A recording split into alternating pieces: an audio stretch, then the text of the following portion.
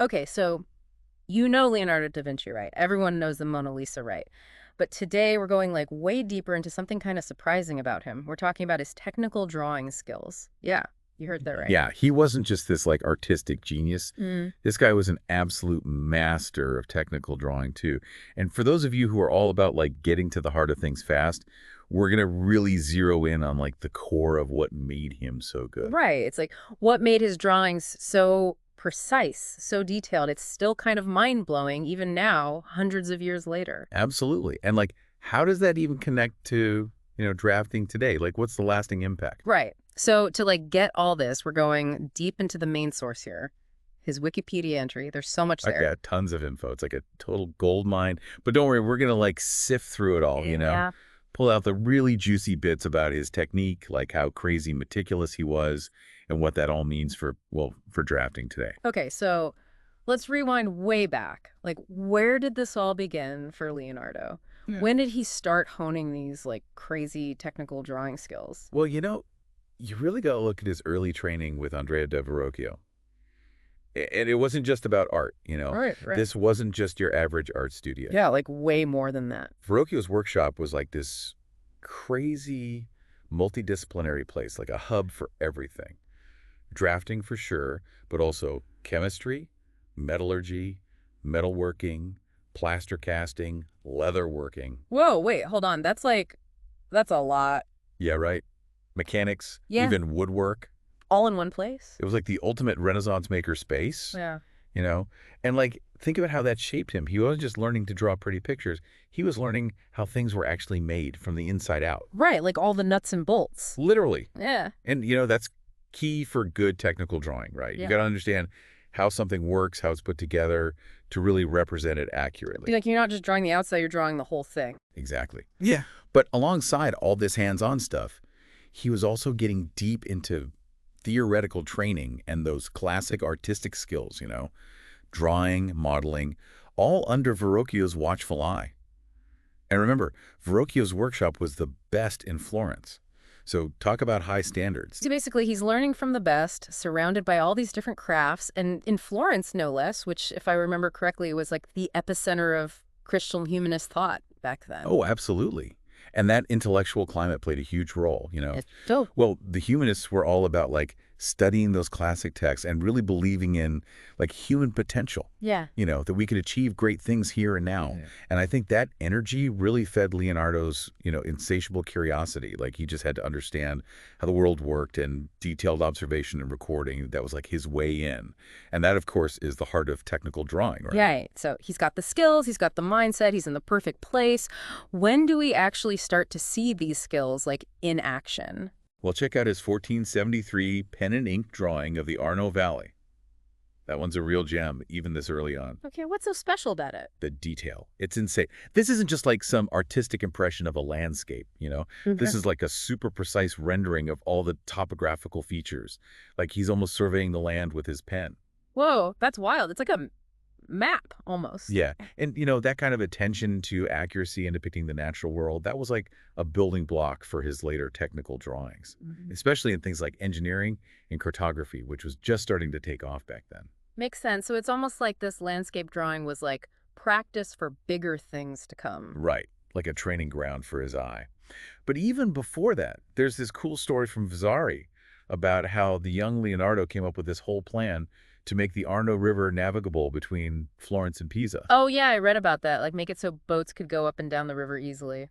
Exactly. And, we don't actually have the detailed drawings from that proposal, but just the fact that he came up with it, it shows he was already thinking like an engineer. Totally. And that he understood the importance of like visualizing these complex ideas. Even if it was just like rough sketches back then, he was already a visual problem solver. Okay, so fast forward a bit.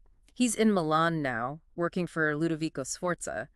This seems like a big turning point for his technical drawing, right? Especially in engineering and inventing. Yeah, definitely a pivotal period. And this is where it gets really interesting. Because in his letter to Sforza, where he's basically like, hey, hire me, he goes on and on about his engineering skills and his weapon designs. Really? Yeah. And you know what? He doesn't even mention painting until way later in the letter. Huh. So it was like, yo, I'm an engineer first, artist second? Pretty much. Yeah. It shows you where his priorities were. Mm. He was selling himself as an engineer, a technical mind. And his drawings, those were his tools, you know? That's how he showed off Well, his skills. makes sense. I mean, his drawings are so precise, so detailed. They really do communicate all that. Right, like blueprints. And when he was working as a military architect and engineer in Venice, he was designing defenses against naval attacks. Just imagine that. Oh, wow. Yeah, that's high stakes. He had to take these complex strategies and turn them into visual plans that people could actually understand and use to protect the city. That's not easy. You need serious technical drawing chops for that, not just to show what things look like, but how they work spatially, like how all the parts fit together. Yeah, it's not just about pretty pictures. It's about, like, functional design. Totally. Yeah. And then there's his work for Cesar Borgia. He made these incredibly detailed maps of Imola and the Chiana Valley. And these weren't just for show, They were used for military planning and strategy. So, like, real-world applications for his drawings. Big time. And it was the precision of his drawings that gave Borgia a tactical edge. That's how important accurate representation is, especially in military contexts. And then there is inventions.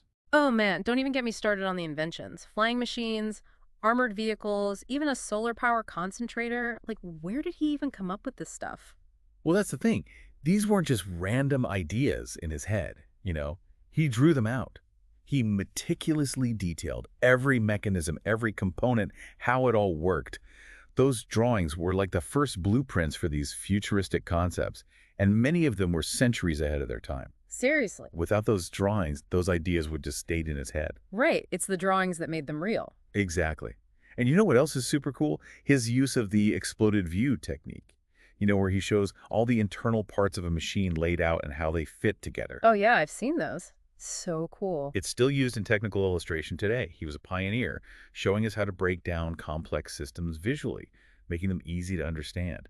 And that's like the foundation of good technical drawing, right? Making the complex clear. Totally. And you know what? It's not just machines. His anatomical studies, those are like technical drawings too. Oh, absolutely. It's where his artistic talent and his scientific curiosity, they just totally merge. Yeah, it's like he had to dissect and document everything he learned about anatomy. Over 240 incredibly detailed anatomical drawings. Muscles, tendons, bones, organs, the whole vascular system. Wow. So detailed. They're almost like diagrams, not just sketches. Right. He was obsessed with getting it all down accurately. And while they're beautiful drawings, works of art in their own right, their main purpose was scientific documentation. Like to understand and record how the human body actually works. Exactly. He was driven to record his findings visually with precision. And that's true for his studies of biomechanics, the heart, the vascular system, even his drawing of a fetus in utero. Which was like groundbreaking back then. Totally. So whether it was a machine or a body, he was using meticulous observation and precise visual representation to unlock the secrets. So consistent. It all ties together. And as architectural and engineering plans, those were super detailed too, right? Oh, for sure. He was even consulted on the building of the Pavia Cathedral, working with Francesco di Giorgio Martini, another big name in architecture. So he was like the go-to guy for this stuff. Pretty much. And his notebooks are full of sketches of churches, all these different designs, showing how good he was at taking a 3D concept and putting it down on paper in 2D. And they weren't just doodles, he was thinking about measurements, structure, the whole deal. And those massive projects he worked on, like diverting the Arno River and designing canal systems, those would have required crazy detailed drawings to actually build. Absolutely. Imagine trying to plan out the course of a river or a whole canal system without precise drawings. You need to show the elevations, the distances, what materials to use, how it all flows together. It's like you need those drawings to make sure everyone's on the same page, literally. Exactly. And even the drawing and wooden model he made for the Milan Cathedral cupola competition, that shows his mastery of architectural representation. He could take a vision and make it into a concrete plan, ready to build. So it really is all about the detail for him, isn't it? Like that's the thread that runs through all his drawings, no matter what the subject is. Yeah, and it's not just about being technically accurate. It's about his incredible powers of observation. He had this drive to document the world around him. There are over 13,000 pages of his notes and drawings. That's insane. Just goes to show how much he was paying attention to everything. Constantly observing, questioning, and recording. Like he was obsessed with getting it all down. And there's this quote from Bernard Berenson that I love. He says about Leonardo, Nothing that he touched but turned into a thing of eternal beauty.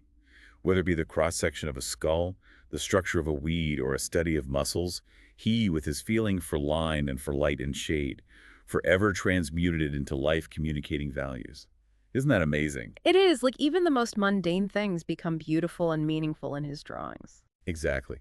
A skull, a weed, they're not usually things we think of as beautiful. But he finds that beauty through his detailed observation and drawing.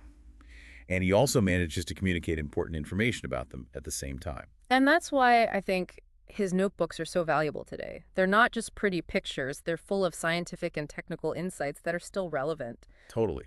They're studied just as much as his paintings. Yeah. Which brings us to the big question. What does all this mean for drafters today? Yeah, like how does Leonardo's legacy, his obsession with detail, how does that connect to drafting now? Well, I think it's a huge reminder, especially in our digital world, where everything's so fast-paced. It's like, slow down, pay attention, get it right. Right. Don't just rely on the computer to do all the work. Leonardo's work shows us that technical drawing is about clear, precise, insightful visual communication. It's not just about making lines on paper or a screen. It's about understanding what you're drawing and conveying that understanding to others. And the way he blends art and science in his drawings, that's a big lesson too. Huge. It's like saying you can be technical and still be creative, beautiful even. They don't have to be separate things. Not at all. And in the grand scheme of things, Leonardo's legacy shows that technical drawing is more than just a practical skill. It's a powerful form of communication. And when it's done well, with precision and attention to detail, it can fuel innovation, help us understand the world, and preserve knowledge. So, wrapping up our deep dive into Leonardo's technical drawing mastery, it's clear that his skill was central to his genius. Absolutely. Art, science, engineering, he excelled at them all, and his dedication to detail was always there. And for drafters today, his legacy is a reminder to keep striving for precision and clarity in their work. That's how you effectively communicate complex ideas. Couldn't have said it better myself. And for everyone listening, here's a thought to chew on. How can you apply Leonardo's principles of observation and detailed representation in your own life? Maybe it's how you work, how you learn, how you see the world. Right. It's not just about drawing, it's about a way of thinking. Exactly. Paying attention to detail can help you understand things on a deeper level, and appreciate the beauty of accuracy, whatever you're doing. Thanks for joining us on the deep dive. Thanks, everyone.